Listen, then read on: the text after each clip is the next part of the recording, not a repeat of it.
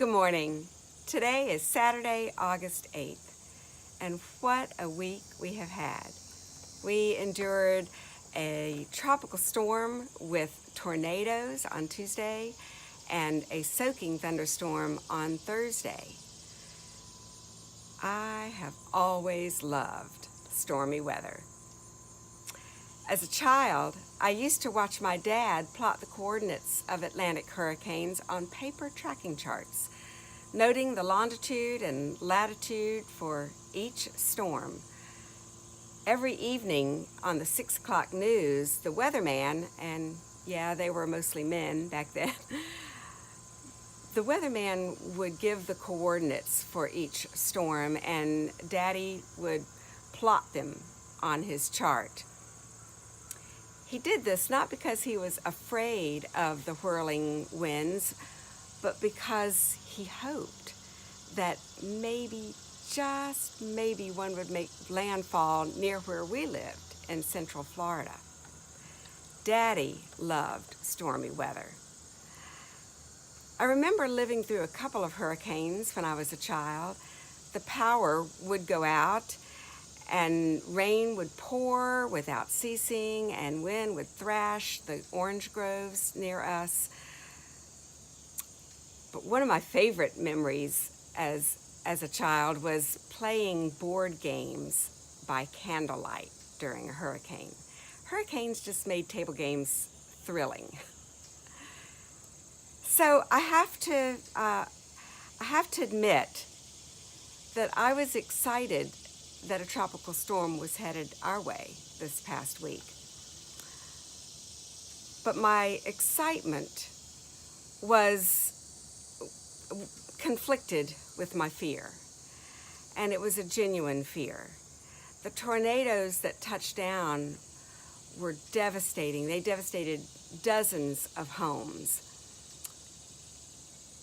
At Windmill Point, we were fortunate to only have minor inconveniences, limbs that would fall, and mainly that we lost power. When the power went out, we also lost our internet. That was much more crippling than just as a child when we would lose our lights and our refrigerator. So it was much more difficult and inconvenient. I was not able to send you the midweek newsletter or to connect with you through Zoom on our Tuesday and Thursday gatherings. So with the loss of electrical power, I realized I couldn't create all those connections that we've been used to. However, a different kind of power took over. People began calling and texting each other and checking on each other. The power of community overcame the loss of electrical power. We need to remember, I think, that many kinds of power are available to us. There are more than just electrical power. There's the power of love, the power of spirit, the power of belonging. This is the power that we experience at UUFR every day. We belong to each other, and we love to welcome new friends into our fold.